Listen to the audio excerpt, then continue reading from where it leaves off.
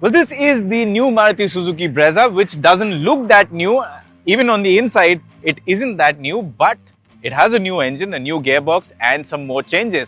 So what exactly has changed in the new Brezza? How new is it?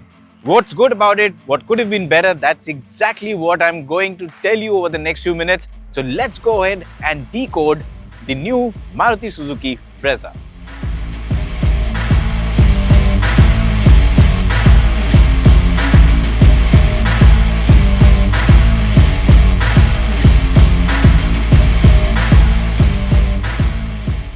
Now, starting off with the design of the new Brezza, you can see it's not like completely new. You can see a lot of the existing Brezza, so it's basically a mild evolution. What is new is this grille up here. There's a red insert, and then again the bumper is different. You'll see a red insert here as well. On the side, you'll see this red insert here. There's body cladding, and there is a new design for the alloy wheels, which by the way looks much sharper than the earlier version. At the back again, you'll see slightly redesigned bumpers, and that is about it in terms of key changes in terms of exterior design. Similarly, even in the inside there are some changes, so let's go ahead and quickly have a look at those before we go ahead and talk about the most important performance part.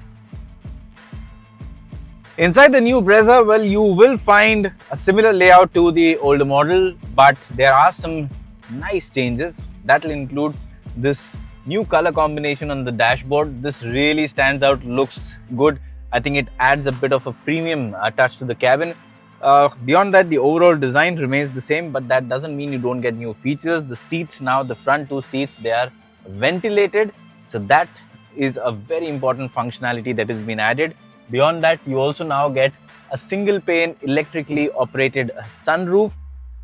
The touchscreen infotainment system now also shows you the PM 2.5 readout, and apart from that, when I have a look at the overall cabin, I think it is in a subtle way it's different from the outgoing Brezza, but like I said, in terms of features, it now is more functional, it now is better and also offers improved value for money. Since the car hasn't changed in terms of space, dimensions, so all of that continues to be the same, so you get the same amount of headroom, the same kind of seats, all of that is same. One thing, however, I would like to point out here is that the wireless charger also comes with an auto cooling function now, so that means if you're going to have your phone in this socket for a long time, it's not going to get hot like it happens in many cars. So yes, small touches, but each one of them adds to the overall cabin appeal.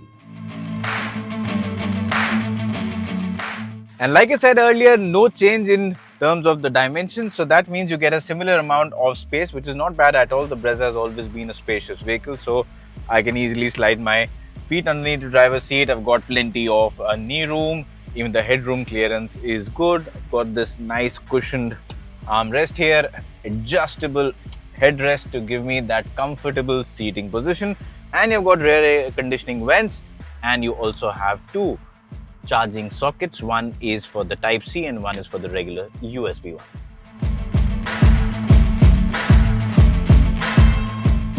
Alright, and now on to the most important part, which is the new engine and the new gearbox. Now this is a turbo engine, it's a 1 liter turbocharged petrol engine, but this is not the same engine as you see in the Fronx.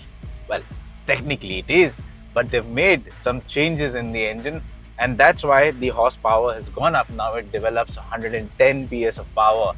And in terms of real world performance, well, I will go ahead and simply say it's a brilliant engine. It's a rev happy engine, doesn't mind revving at all.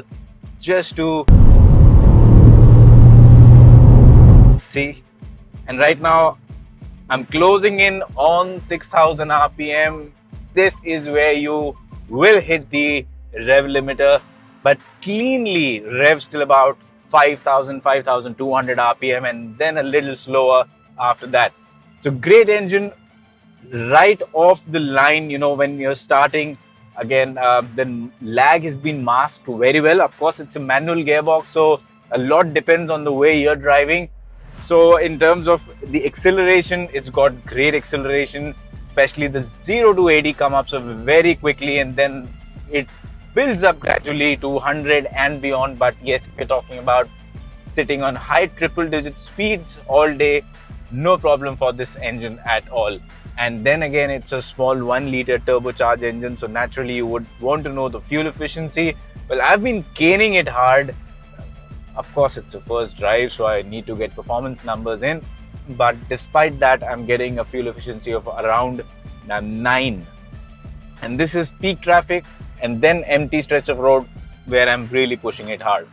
But in a mixed cycle, I think in traffic it should easily give you about 11, 12, maybe a little bit more depending on the driving conditions, and on highway quite easily above 16. So it does offer a good balance between performance and efficiency.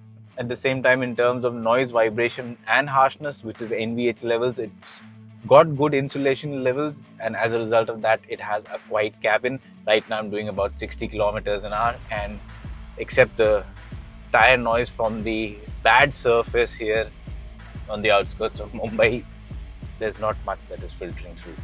So overall, in terms of performance, I think it's a very good engine, and for people who are car enthusiasts who love to drive, this engine will keep them happy. I must mention this new 6-speed manual gearbox works like a charm, has been paired to the engine very well. The throws are short, precise, so you don't really have to do a lot of work with the gearbox. And then again, the clutch, it's a light clutch, so even when you are negotiating city traffic, the clutch isn't going to kill your left leg. So it's comfortable, it's fun to drive, it's engaging. The only flip side I find in this entire package is that you can have this turbo engine only with the 6-speed manual gearbox as of now. No automatic option.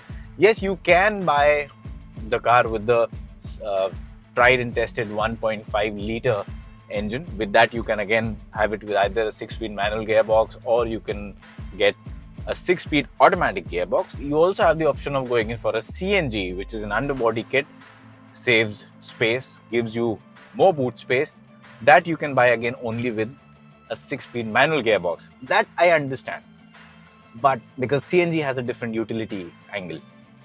But why can't an enthusiast who wants a turbocharged petrol engine have an automatic gearbox? Maruti Suzuki, if you're listening, please, maybe in the near future. Alright, so now that you know all the important things and changes that have been made to the new Maruti Suzuki Brezza, the big question is, should you consider this over rivals such as the new Hyundai Venue or the Tata Nexon or the Mahindra 3XO? And the simple answer to that question is you definitely should, because the Brezza, even in its older form, was a competitive vehicle for its rivals. And now with all of these improvements, it has just become better as a package. It offers better value for money, it offers more practicality, it offers more comfort, and it now offers a better option for car enthusiasts or people who love driving in the form of the new turbocharged petrol engine. So the value offering from the new Brezza is great. The pricing, well, by the time you see this video, you of course will know the pricing, but as I shoot it right now, I do not have the prices with me right now, but you can see them on the screen right now. And if Maruti Suzuki manages to price it competitively, not outprice itself or price it too much than the older version, I think the Brezza will continue building on its market share and probably take it a step further from there. Let us know what you think about the new Brezza and the changes made in it. Are they enough, or could Maruti Suzuki have done more? Let us know in the comment section.